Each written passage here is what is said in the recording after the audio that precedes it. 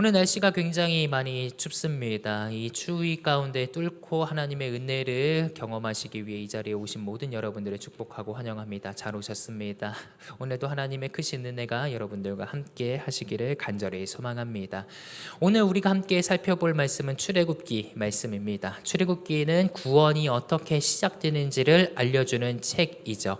이집트라는 그 거대한 어마무시한 나라 가운데에서 압제당하여 살고 있던 사람들, 하나님이 누군지도 모르고 이 파라오의 압제 가운데서 살고 있던 사람들에게 구원이란 이런 것이다 라고 알려주는 책입니다. 그렇기 때문에 우리는 어려움과 힘듦 속에서 출애굽기를 보면서 하나님이 누구이신지를 알아갈 수 있고 하나님의 구원이 어떻게 펼쳐지는지를 살펴볼 수가 있습니다. 우리가 출애굽기를 보지 않으면 하나님께서 어떻게 구원을 작용하시는지 알 수 없다라는 것입니다. 세상을 살아가다 보면은 우리가 막막하고 팍팍하고 하늘도 보지 못하고 땅만 보고 이렇게 가는 그런 상황들이 있는데, 그때 옆에서 이렇게 우리는 터치를 해 줘야 된다라는 것이죠. 하나님을 믿으세요, 예수님을 믿으세요 라고 말이죠. 이렇게 우리가 전도하지 않으면은 그 사람들은 계속해서 어둠 가운데 끌려갈 수밖에 없다라는 것입니다. 그런 사람들을 우리가 사랑한다면, 그런 사람들을 우리가 붙잡아 주기 위한다면 그들에게 알려줘야 된다는 것이죠. 모세가 바로 이러한 역할을 하고 있었습니다. 이스라엘 백성들 애굽 땅에서 430년간 살아가면서 이제 본인들의 정체성도 다 잊어버리고 희미해지고 이 조상들의 약속이 어떻게 되는지도 아무도 알지 못하고 그저 파라오의 압제 가운데 있는 이 사람들에게 모세는 분명히 얘기해 주었다라는 것입니다. 하나님을 믿으세요. 하나님이 우리를 구원하실 것입니다. 우리는 다시 가나안 땅으로 가야 됩니다. 그러면은 이렇게 얘기할 수 있습니다. 우리가 가나안 땅으로 왜 들어가야 됩니까? 우리의 주군은 파라오입니다. 우리의 땅은 여기입니다. 우리는 이곳에서 태어났습니다. 우리는 태양신을 숭배합니다. 이렇게 얘기할 수도 있습니다. 그런 사람들에게 아닙니다. 우리는 하나님을 믿어야 됩니다. 하나님이 우리에게 크고 놀라우신 일을 펼치실 것입니다 라고 하는 책이 바로 출애굽기라고 하는 것입니다. 그래서 출애굽기는 구원의 시작을 얘기하는 책이라는 것이죠. 그런데 항상 그 시작점은 늘 크고 화려하게만 시작되지가 않습니다. 하나님께서는 분명히 일을 시작하시고 우리 가운데 큰 미래, 놀라우신 은총을 계획하고 계시는데 우리는 그것을 잘 보지 못할 때가 많다라는 것이죠. 왜냐하면 우리는 희망보다도 위기에 조금 더 초점이 맞춰져 있고 지금 당장에 내가 힘들기 때문에 그것을 해결하는 것에 초점을 두고 있기 때문입니다. 우리가 출애굽기 1장을 보면 이런 것들이 잘 나타나 있습니다. 출애굽기 1장에서 모세는 이렇게 얘기합니다. 이스라엘 백성들이 70명이 내려갔으나 그곳에서 생육하고 번성하여서 많은 큰 민족을 이루었다라고 하는 것이죠. 하나님께서 창세기 1장에서 말씀하셨던 것처럼 사람들에게 복을 주셨던 것처럼 생육하여 번성하여 땅에 충만하라 말씀하셨던 것처럼 이집트 땅에 내려간 사람들이 이제 하나님의 큰 민족으로 성장했다라는 것을 보여주고 있습니다. 그러자 파라오가 어떠한 반응을 보입니까? 이스라엘 백성들을 두려워했다라고 이야기하고 있어요.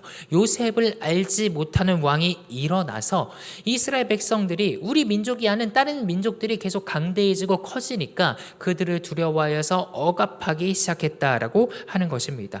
그래서 그들에게 노역을 하게 하고 크고 무거운 짐을 지워주고 피곤하게 만들고 그래서 하루 벌어서 하루 먹게 그렇게 살게 하도록 아무도 하나님을 찾지 못하도록 아프도록 그렇게 만들었다라고 하는 것입니다. 그럼에도 그것도 모자라서 더 이스라엘 백성들이 크고 불어나자 이제는 특단의 조치를 취한다고 하는 것이죠. 그 조치가 무엇입니까? 우리가 잘 아는 바와 같이 이제 영아를 살해하는 계획을 품고 있었습니다. 그들은 백성들에게 파라오는 백성들에게 이렇게 명령을 합니다. 너희들이 집집마다 찾아다녀서 집집마다 백성들마다 남자아이면 나일강에 던지고 여자아이면 살려두라 이렇게 얘기를 합니다. 더 이상 씨가 후손을 맺지 못하게 대가 끊기도록 그렇게 만들었다라고 하는 것입니다. 이 명령은요 히브리 3파뿐만이 아니라 모든 백성들에게까지 다 내려져서 이 파라오가 다스리는 이집트 이 모든 땅들이 이제 죽음의 그늘 가운데 드리워졌다라고 하는 것입니다. 이제 그 땅에는 생명이 없고 죽음만이 감도는 그러한 나라가 되었다라고 하는 것입니다. 분명히 시작은 파라오 한 사람의 악함으로 시작이 되었는데 이제는 그 악함이 모든 세계, 모든 나라를 다 뒤집어 삼키고 이제 절망의 늪에 빠지게 되었다라고 하는 것이죠. 이런 시대에서 사람들은 쉽게 결론을 내릴 수도 있을 것입니다. 이제는 모두 다 끝났다. 히브리 민족들 가운데에서도 이제는 우리가 계속해서 하루 벌어 하루 먹고 살아가는데 내 유일한 낙이 우리 가족이었는데 내 아들이었는데 내 딸들이었는데 이제는 아무것도 우리가 하지 못하는구나 라고 생각하고 낙심하고 절망할 수도 있다라고 하는 것이죠. 그런데 오늘 본문은 바로 그러한 결론을 뒤집어 내고 있습니다. 그리고 하나님께서 그 모든 절망 가운데 어떻게 일하시는지를 우리에게 알려주고 있습니다. 하나님은 한 가정의 믿음을 통하여서 조용히 구원의 계획을 시작하고 계신다라고 하는 것이죠. 그래서 오늘 우리는 본문을 통하여서 두 가지 사실을 함께 살펴보기를 원합니다. 오늘 본문에서 우리가 살펴볼 수 있는 첫 번째 사실은 믿음은 절망 속에서도 약속을 붙들고 생명을 선택하는 것이다 라고 하는 것입니다. 절망 가운데에도 약속을 붙드는 것, 그것이 바로 믿음이다 라고 하는 것이죠. 출애굽기 2장에 이렇게 어두운 배경 가운데에서 우리는 한 가정을 만나게 됩니다. 그들은 아이를 낳음에도 이제 기쁨으로 낳을 수가 없고 이 아이가 남자아이인지 여자아이인지를 벌벌 떨면서 선택을 해야 되는 상황 가운데 있었습니다. 이렇다면 현실적으로 우리는 이렇게 생각할 수 있습니다. 이 시간이 지나가면, 이 순간이 지나가면 우리는 그때 결혼하자, 우리는 그때 아이를 낳자, 이렇게 가정적으로 본다면, 현실적으로 본다면 그것이 타당하다라는 것이죠. 마치 코로나 때 많은 사람들이 결혼을 미루고 출산을 미루고 했던 것과 비슷합니다. 일단은 사회가 안정이 되면은 우리가 그 다음에 무엇을 하자라고 하는 것이죠. 그러나 오늘의 본문은 이 계획을 정면으로 반박하는 한 가정을 보여주고 있습니다. 그들은 레위 가족이었습니다. 2장 1절은 이렇게 얘기를 하고 있습니다. 2장 1절 말씀 우리 같이 읽어봅시다. 시작. 레위 가족 중 한 사람이 가서 레위 여자에게 장가 들어라고요. 파라오의 명령이 떨어졌음에도 불구하고 남자아이면 죽이고 여자아이면 살려두라라는 그 명령이 떨어졌음에도 불구하고 세상 사람들은 출산이나 결혼 계획을 다 미뤘을 수도 있는데 이 레위인은 아주 긍정적으로 확신을 가지고 주체적으로 선택을 했다라는 것입니다. 이 레위인은 갔습니다. 직접 몸을 이끌고 결혼을 선택했습니다. 이 악함과 죽음의 기운이 감도는 그 상황 가운데에서 생명을 선택했다라고 하는 것이죠.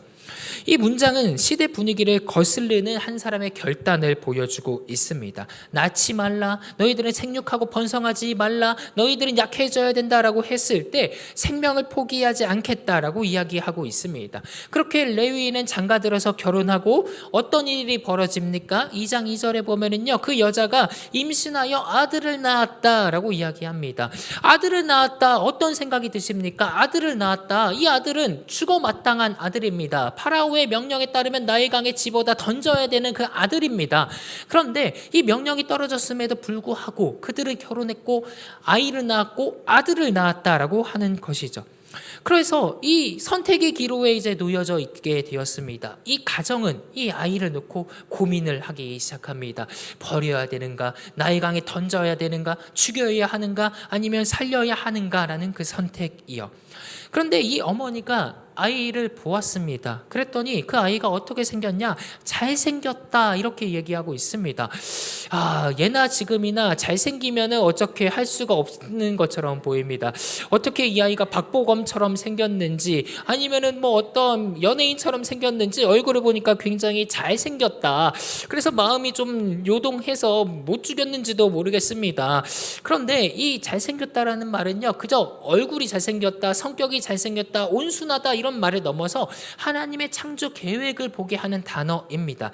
히브리어로 잘생겼다라는 말에 좋다라는 단어를 썼어요. 토브라는 단어를 썼습니다. 그런데 이 단어가 처음 어디에서 등장하냐면 창세기 1장에서 등장을 하게 된다라는 거예요. 하나님께서 세상을 만드시고 보시기에 좋다라고 했을 때 바로 이 단어가 쓰였습니다. 이 어머니는 하나님의 심정으로 아이를 바라봤다라는 거예요. 내가 낳은 이 아이를 보니까 보기에 좋았다라고 하는 것입니다. 하나님이 주신 이 아이가 보기에 너무나 좋았다라고 하는 것입니다. 마치 하나님께서 세상을 보시고 아름답게 생각을 했던 것처럼 이 어머니는 아이를 출산하고 이 아이를 버릴 수가 없었던 거예요. 이 아이를 보고 하나님의 창조 세계의 일원이 되어서 차마 내 손으로 죽일 수가 없었다라는 것입니다. 그래서 이 아이를 붙들기로 작정을 하게 됩니다. 그래서 어머니는 이 아이를 3달 동안 숨기게 됩니다. 그러나 시간이 지나자 이 아이가 점점 자라자 아마 울음소리가 우렁차게 되었을 수도 있겠고, 또한 많은 사람들이 지나가다가 소리를 들었을 수도 있겠고, 도무지 숨길 수 없는 지경에 이르렀습니다. 그래서 그 가운데 한계를 마주하게 되고 이제 선택을 하게 됩니다. 이 아이를 어떻게 해야 될까? 이 아이를 지금이라도 나일 강에 버려야 할까? 죽여야 할까? 어떻게 해야 될까? 그렇게 선택을 하게 된다라는 것이죠. 3절에 보면은요, 어머니는 이 아이를 내어놓기 전에 할 수 있는 최선을 하기 시작합니다. 바로 갈대 상자를 가져다가 역청과 나무진을 칠하고 아주 조심스레 물이 스며들지 않도록 그렇게 준비했다라고 하는 것입니다. 이것은 아이를 유기하는 것이 아닙니다. 책임감 있게 아이를 돌보는 것입니다. 이 아이를 위해서 할 수 있는 모든 것들을 하고 하나님의 손에 맡기기로 결정을 했다라는 것이죠. 이것은 하나님 이제 주님께 맡깁니다. 나는 이제 도무지 할 수가 없습니다. 알아서 해주십시오 라는 그런 믿음이 아니라, 그런 나약함이 아니라, 하나님 당신에게 맡기면서 내가 할 수 있는 최선을 다합니다. 이 아이 내가 지금까지 하나님께서 주셨고 키울 수 있는 대로 다 키웠습니다. 이제는 주님이 이 아이의 미래를 결정해 주십시오라고 하는 믿음의 고백이자 신앙 고백이라는 것입니다. 그래서 어머니는 이 아이를 상자에 담아서 갈대 상자에 담아서 나의 강가에 둡니다. 이 장면은 버리는 것이 아닙니다. 어머니의 그 손이, 이 생명을 살리는 손이 되어서 하나님께 모든 것을 내어드리고 맡기는 행동이라는 것이죠. 그래서 어머니는 조심스럽게 이 아이의 생명을 하나님께 맡겨드렸습니다. 갈대 상자에 아이를 담아서 말이죠. 이 갈대 상자라는 말은요, 히브리어로 테바라고 이야기하는데 이전에 딱 한 번 쓰인 단어입니다. 언제 쓰였냐면은 창세기 6장에서 노아가 방주를 만들었을 때 방주에 쓰인 단어가 바로 이 갈대 상자라는 단어예요. 이 갈대 상자와 방주에는 공통점이 있습니다. 무슨 공통점이냐? 키가 없다라는 거예요. 운전할 수 있는 운전대가 없다라는 겁니다. 그 말은 무엇이냐? 하나님께서 이끄시는 대로 갈 수밖에 없는 운명에 처해졌다라는 것입니다. 노아의 방주가 그러했듯이 이 갈대 상자도 그러하다라는 것이죠. 또한 이 노아의 방주와 갈대 상자의 공통점이 무엇이냐? 하나님의 구원 계획이 시작되었다라는 것입니다. 노아와 8식구를 방주에 태우시고 그 가운데서 인도하시는 하나님의 그 구원 계획을 우리가 목도했던 것처럼 이제는 이 갈대 상자에 담긴 이 아이의 운명을 하나님께서 결정해 주신다라고 하는 것이죠. 그렇게 어머니는 이 갈대 상자를 엮으면서 아마도 노아의 방주를 떠올렸을지도 모릅니다. 그러나 모든 것들이 하나님의 손에 달려있다는 것을 알고 그렇게 어머니는 하나님께 모든 것들을 맡겼습니다. 여기서 우리는 한 가지를 조심스럽게 추측해 볼 수도 있습니다. 바로 3달을 숨기는 동안 어머니가 또 무슨 일을 했는가라고 하는 것이죠. 본문은 말하고 있지 않으나 우리는 충분히 추론해 볼 수 있는 것이 어머니가 이 아이를 할례했다라고 하는 것입니다. 어떻게 우리는 그렇게 추론해 볼 수가 있겠습니까? 이 갈대 상자에 담긴 아이를 파로의 공주가 들고 이렇게 얘기합니다. 이 아이는 히브리인의 아이다 라고요. 어떻게 곧바로 히브리인의 아이라고 추측을 하게 되었을까요? 히브리인의 복장을 하고 있었을까요? 생김새가 히브리인처럼 생겼을까요? 그것보다도 한눈에 알 수 있었던 것은 바로 할례의 포인트라고 하는 것입니다. 왜냐? 이집트 사람들은 할례를 하지 않았기 때문이에요. 그렇기 때문에 이 아이를 보고 할례한 흔적을 보고 히브리인의 아이다라고 알아차릴 수가 있었다라고 하는 것입니다. 그리고 우리는 가능성을 생각해 본다면 율법에서 할례는 태어난 지 8일 8일 만에 받게 되어 있습니다. 그런데 어머니는 석 달 동안 숨겼다라고 하는 것이죠. 그렇다는 것은 할례를 시행할 시간이 충분히 마련되었다라고 하는 것입니다. 그렇다면 우리는 이렇게 생각을 해보아야 됩니다. 이 어머니는 아이를 석 달 동안 숨기면서 할례를 하면서 왜 그렇게 했을까라고 하는 것이죠. 바로 하나님의 언약을 믿었기 때문입니다. 이 가정은 그 하나님의 언약을 믿었기 때문에 죽음을 선택하지 않고 생명을 선택했다라고 하는 것이죠. 그렇다면 하나님의 언약은 대체 무엇이었을까요? 파라오의 명령을 어기면서까지 아이를 낳고 할례하고 그 기르게 한 그 하나님의 약속이 대체 무엇이었을까? 첫째는 여인의 후손에 대한 약속이라는 것입니다. 창세기 3장 15절에 하나님께서는 하와에게 이렇게 말씀하셨죠. 여인의 후손은 뱀의 머리를 상하게 할 것이요 뱀의 후손은 그 아들의 발꿈치를 상하게 할 것이다. 원시복음이라고 얘기하는 그 이야기, 여인이 낳은 후손, 자신의 아들, 이 아들을 통하여서 하나님의 계획이 시작된다라고 하는 것, 바로 이 레위 여자는 이것을 믿었다라고 하는 것입니다. 사탄의 후손, 뱀의 후손 누구입니까? 지금 바로 이 순간에는 파라오입니다. 파라오가 이 나라를 잠식하고 악의 세력으로 세워져 있고 모든 아이들을 죽이는 그런 죽음을 가져다주는 뱀의 후손으로 작용을 하고 있습니다. 그러나 이 여인은 아이를 낳음으로써 내 아이를 통하여서 하나님께서 크고 놀라우신 일을 행하실 것이다 라는 믿음을 가지고 할례를 하고 아이를 낳았다라고 하는 것입니다. 두 번째는 아브라함에게 하신 약속이죠. 하나님께서는 아브라함에게 분명히 약속하셨습니다. 때가 차면은 이집트에서 이 후손들을 구원해내겠다라고요. 430년이 지나면 반드시 이끌어내겠다라고요. 자손과 땅과 통치의 약속을 아브라함에게 주셨다라고 하는 것입니다.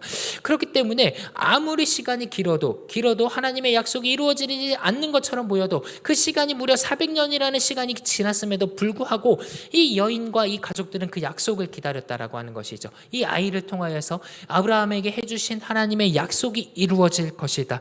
하나님의 약속이 취소가 되지 않는다. 그 약속을 믿었기 때문에 죽음이 가득한 사회 가운데에서도 결혼하고 아이를 낳고 아이를 길렀다라고 하는 것입니다. 따라서 레위 가족들이 붙든 약속은 바로 이러한 하나님의 구원에 대한 약속이었습니다. 그들이 파라오의 명령을 들었음에도 불구하고 아이를 낳은 것은 바로 하나님께서 구원하시리라는 믿음 때문이었다라는 것이죠. 우리가 본문을 통해서 두 번째로 살펴볼 수 있는 것은요, 믿음은 하나님께 모든 것을 내어드리고 맡긴다라고 하는 것입니다. 이것은 어머니와 이 아버지, 이 가정뿐만이 아니라 이 누이에게도 해당이 되었다라고 하는 것입니다. 우리 4절을 보면은요, 그 믿음의 깊이를 보여주고 있습니다. 4절 말씀 우리가 함께 읽어봅시다. 시작. 그의 누이가 어떻게 되는지를 알려고 멀리 섰더니. 아멘. 이 누이는요, 이 위험 가운데에서도 그리고 이 모든 고통 가운데에서도 그것을 버리지 않았다라는 거예요. 달아나지 않았다라는 것입니다. 이 나의 동생, 이 동생의 목숨이 어떻게 될지, 생명이 어떻게 될지를 계속해서 보고 그것을 멀리 서서 바라보았다라고 하는 것입니다. 이 멀리 섰다라는 얘기는요, 내가 개입할 수 있는 만큼의 최대한의 거리를 이야기하고 있어요. 최대한 내가 멀리 떨어져 있기는 하지만 어떤 순간이 되었을 때, 위기의 순간이 닥쳤을 때 즉각적으로 개입해서 해결할 수 있을 정도의 심리적인 거리라고 하는 것이죠. 충분히 멀지만 마음은 충분히 가까운 거리를 뜻할 때 이 단어를 쓰고 있습니다. 그렇게 누이는요, 이 아이의, 내 동생의 심정과 동했다라는 거예요. 이 아이를 포기할 수가 없었다라는 것입니다. 어머니가 나일강 갈 때 사이에 그 상자를 놓았을 때 이 누이는 멀찍이 서서 이 동생이 어떻게 될 것인가를 계속해서 생각해 보았다라는 것이죠. 생각만 했을까요? 아마도 하나님께 기도했을 것입니다. 이 아이의 목숨을 살려주세요. 하나님, 이 아이를 지켜주세요라고 하는 그런 기도를 올려드리는 것이 마땅하지 않았겠습니까? 그럴 때 어떤 일이 벌어집니까? 파라오의 딸이 이 강가로 목욕을 하러 나오고 있습니다. 굉장히 절체절명의 위기의 상황입니다. 그 명령을 내렸던, 아들이면 죽이고 딸이면 살려두라라고 얘기했던 그 파라오의 딸이라는 것입니다. 그 파라오의 딸이 이렇게 쫙 오고 있습니다. 그리고 파라오의 딸이 그 상자를 보았습니다. 그리고 그 상자를 보자 시녀를 데려다가 가져오라고 얘기를 했습니다. 그러자 시녀가 그 상자를 들고 왔습니다. 그리고 그 상자의 뚜껑을 열었습니다. 이 파라오의 딸이 이렇게 얘기합니다. 보라, 아이다. 히브리인의 아이다. 이것을 어떻게 해야 될까라고요. 아주 절체절명의 위기의 순간이 아니겠습니까? 그때 이 아이의 누나가 바로 즉각적으로 개입합니다. 어떻게 이야기를 합니까? 내가 당신을 위하여 유모를 불러오리까? 라고 이야기를 한다라는 것이죠. 이 얼마나 놀라운 지혜입니까? 파라오의 딸이 그 아이를 들자 그 아이의 누나가 이렇게 얘기합니다. 당신을 위하여 유모를 불러오겠습니까? 갑자기 파라오의 공주가 이 아이의 어머니가 되어버린 거예요. 당신을 위하여, 당신이 책임져야 되지 않겠습니까? 당신을 위하여 내가 불러오겠습니다. 그렇게 즉각적으로 개입을 했다라고 하는 것입니다. 이 아이를 버려둔 것이 아닙니다. 개입하여서 이 아이의 목숨을 살릴 준비를 이 누나가 하고 있었다라고 하는 것이죠. 그러니 이 파라오의 공주가 어떻게 얘기를 하고 있습니까? 이 아이의 누나를 보고 이렇게 얘기합니다. 나를 위하여 유모를 불러와라 라고요. 놀랍지 않습니까? 이 아이가 당신을 위하여 유모를 불러오겠나이까? 라고 얘기했더니 당황했을지도 모릅니다. 뭐 그 상황이 어떻게 될지 몰랐을지도 모릅니다. 그런데 파라오의 딸의 입에서 나를 위하여라는 이름이, 그 문장이 나왔다라고 하는 것이에요. 그래서 이 아이는 갑자기 이 파라오의 딸의 목숨의 책임이 되었다라고 하는 것이죠. 파라오의 딸이 되었다라고 하는 것입니다. 이것은 우리의 상식을 깨는 판단입니다. 그 모든 일들은 사실 벌어질 수도 없고 진짜 이해할 수도 없는 일입니다. 그런데 어떻게 일어났습니까? 하나님께서 하셨기 때문에 일어났다라고 하는 것입니다. 그렇게 해서 그 아이의 어머니가 와서 그 아이를 기르고 그 아이의 젖을 먹이고 심지어 돈까지 받으면서 아이를 기르기 시작했습니다. 이것은 굉장히 놀라운 사건입니다. 원래는 죽여야 하고 버려두어야 되는 그 아이인데 이제는 파라오의 손에서, 파라오의 딸의 손에서, 왕궁에서 아주 훌륭하게 자라고 키워낼 수가 있었다라고 하는 것입니다. 그렇게 하나님께서는 이 아이를 통하여서 이 출애굽의 미래를 그려내게 준비하고 계셨다라고 하시는 것입니다. 정리하자면 우리는 믿음이라는 것은 이 아이를 강가에 두고 내버려 두는 것에 끝나는 것이 아니라 개입하는 데 믿음이라는 것이 작용한다라고 하는 것입니다. 내가 할 수 있는 준비를 다 하고 통제권이 없다고 할지라도 절체절명의 위기의 순간에 즉각적으로 개입할 수 있는 것이 바로 믿음이라는 것입니다. 그리고 하나님의 손길을 신뢰하며 끝까지 기도하면서 지켜보면서 하나님이 개입하실 때, 하나님께서 부르실 때 반응하는 것이 바로 믿음이라고 하는 것입니다. 사랑하는 성도 여러분, 이제 말씀을 마치고 우리 삶에 적용하고자 합니다. 우리 출애굽기의 이 첫 번째 장면을 보면은요, 놀랍게도 칼, 창 이런 단어가 등장하지 않고 있어요. 어떤 것이 등장하느냐? 두 가지밖에 등장하지 않습니다. 하나는 파라오의 명령을 두려워한 사람이 등장하고 또 하나는 하나님의 명령을 두려워한 사람이 등장한다라고 하는 것이죠. 칼과 창과 이러한 어떠한 위협 가운데에서 등장하는 것이 아니라 명령의 주체가 누구인지를 생각하는 사람들이 등장했다라고 하는 것입니다. 파라오의 명령을 두려워한 사람들은 스스로 아이를 죽이는 선택을 합니다. 1장 22절에 파라오가 이렇게 명령을 했죠. 너희들이 그의 모든 백성에게, 파라오가 그의 모든 백성에게 명령하여 이르되 아들이 태어나거든 너희는 그들을 나일강에 던지고 딸이거든 살려두라 하였더라. 파라오가 모든 백성에게 명령했다라고 하는 거예요. 자신의 군대들, 군사들, 병사들에게 명령한 것이 아닙니다. 모든 백성에게 스스로 선택하라고 얘기한 거예요. 스스로 생각해서 아들이면 죽이고 딸이면 살려두라 이렇게 얘기한 겁니다. 이 파라오의 명령을 두려워한 사람들은 아이를 던졌을 것입니다. 그러나 하나님을 두려워한 사람들은 그렇게 하지 않았다라고 하는 것이죠. 아이를 죽이는 것이 아니라 생명을 선택했다라고 하는 것입니다. 그 중심에 그리고 여인들이 있었다는 것을 우리가 발견할 수 있습니다. 히브리 산파가 그러하였고 하나님의 명령을 두려워하였고 이 아이의 어머니가 하나님을 두려워하였고 이 아이의 누이가 그리하였습니다. 그들은 하나님을 두려워했다라고 하는 것입니다. 따라서 우리는 우리 삶에 적용을 해야 됩니다. 오늘 본문에 우리가 발견할 수 있는 것들은 이 놀라운 구원의 계획이 여인들의 손에서 시작했다라고 하는 거예요. 이 여인들의 기도, 어머니의 기도는 이 놀라운 역사를 이루어내게 하는 기도가 된다라고 하는 것입니다. 하나님께서는 여러분들의 기도에 응답하시고 반응하신다라고 하는 거예요. 그렇기 때문에 여기 계신 모든 권사님들 또한 다음 세대를 키우는 어머니들에게 부탁을 간곡히 드립니다. 지금 시대가 위험하고 또한 세상 사람들이 기독교를 핍박하고 또한 예수님을 믿는 것이 힘들어진 이런 사회이고 점점 더 하나님을 믿기 어려워지는 이 세상 속에서 우리는 이렇게 생각할 수도 있습니다. 좀 더 이 아이가 크면 형편이 조금 나아지면 이 기독교를 믿는 대통령이 세워지면 이렇게 점점 우리의 형편을 생각해서 좀 나아지면 이렇게 해야 되지라고 생각하기보다 이렇게 미루기보다 오늘의 본문의 말씀을 토대로 가장 불리하고 가장 힘들 때 지금이 바로 믿음을 회복할 적기라고 하는 거예요. 우리 아이들이 신앙이 떠났다라고 하면 지금이라도 기도할 때라고 하는 것이고 우리 아이들이 신앙생활을 하고 있다면 더욱더 함께 붙잡아서 합심하여 기도하고 가정을 세워가는 것이 필요하다라고 하는 것입니다. 우리들의 작은 기도가 필요할 때라고 하는 것이죠. 아이들을 불러다 놓고 함께 가정 예배를 드리고 말씀을 들려주고 잠자기 전에 축복해서 기도해주고 아이들이 학교를 갈 때 안아주고 하나님이 너를 사랑하신다라고 얘기하고 그런 것들이 가정에서 다 필요하다라고 하는 것입니다. 예배의 우선순위를 두고 세상의 우선순위를 두지 않는 그런 아이들로 길러낼 책임이 우리 가운데 있다라고 하는 겁니다. 물론 구원의 능력들은 이렇게 어머니의 손에서 나온 것은 아닙니다. 구원은 하나님께로부터 나옵니다. 그러나 하나님께서 이 여인들을 사용하신다라고 하는 거예요. 여인들뿐만이 아니라 이 아이를 또한 사용하신다라는 거예요.